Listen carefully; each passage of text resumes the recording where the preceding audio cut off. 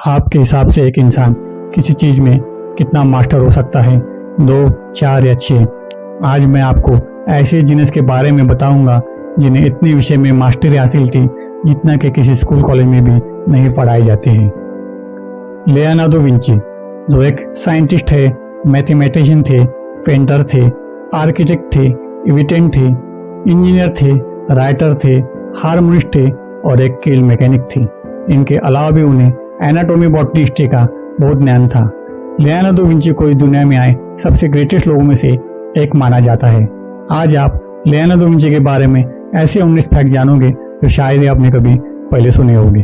Fact number 19, Leonardo Vinci एक एम्बीडेक्स्टरस थे। वो अपने दोनों हाथों का इस्तेमाल लिखने के लिए करते थे, लेकिन हैरानी की बात तो यह है कि वो एक टाइम पर एक ही बार एक ही हाथ से लिख सकते थे और साथ साथ दूसरे हाथ से ड्राइंग भी कर सकते थे।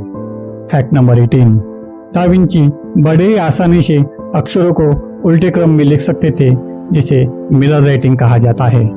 अगर किसी को दा विंची का लिखा हुआ पढ़ना था तो उन्हें उनका लिखा हुआ शीशे के सामने रखकर पढ़ना पड़ता था और तब वो उसे सरल तरीके से पढ़ सकता था।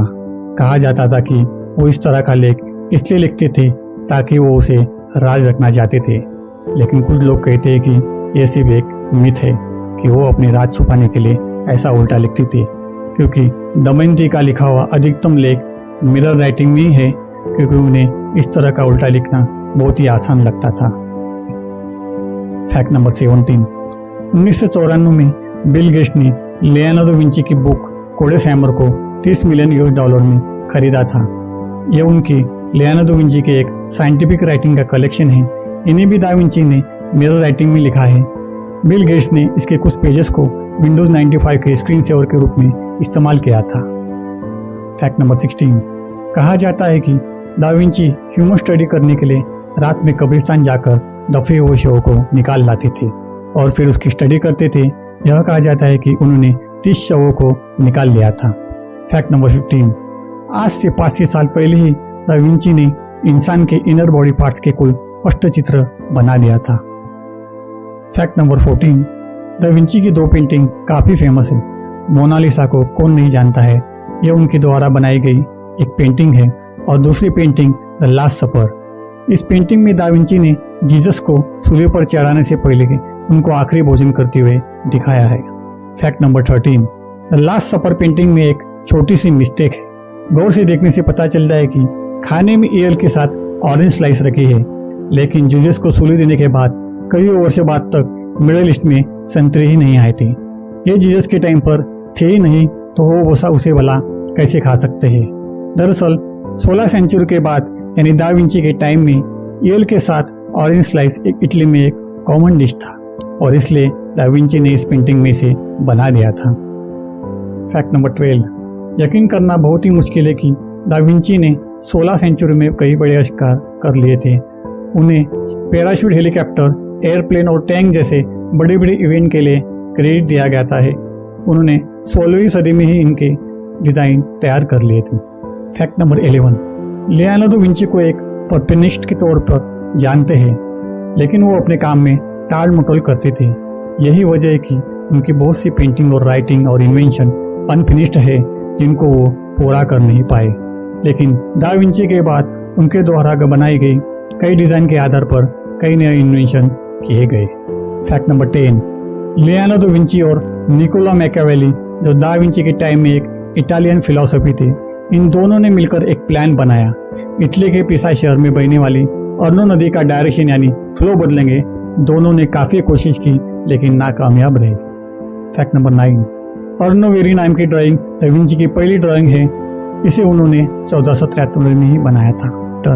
फैक्ट नंबर 8, दा विंची कभी स्कूल नहीं गए। उन्हें सिर्फ लिखने और पढ़ने के अलावा किसी भी प्रकार का फॉर्मुलेशन नहीं मिला था।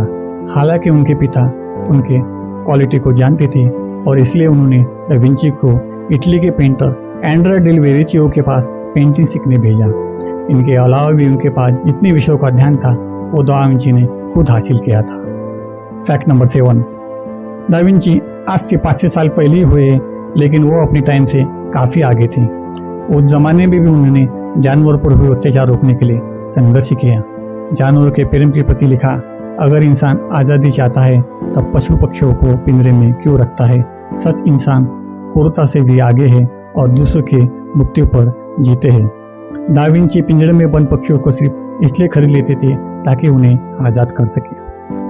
फैक्ट नंबर 6, 13वीं से 16वीं सदी में यूरोप में जो पुनर्जागरण काल चलता था, उन इवेंट में दा विंची इन सेलिब्रिटी में थे जिन्होंने शाकाहार को सपोर्ट किया था। फैक्ट नंबर 5, दा विंची पहले ऐसे व्यक्ति थे जिन्होंने बताया था कि आकाश का रंग नीला क्यों होता है। उन्होंने बताया ऐसा इसलिए कि हवा से सूर्य से आई हुई रोशनी को बिखेर देती है और नीला रंग बेरंग के कंपेयर में ज़्यादा फैलता है। यही वजह है कि दिन में हमें आकाश नीला रंग का दिखाई देता है। फैक्ट नंबर 4, कॉन्टैक्ट लेंस का आइडिया सबसे पहले दा विंची को ही आया था।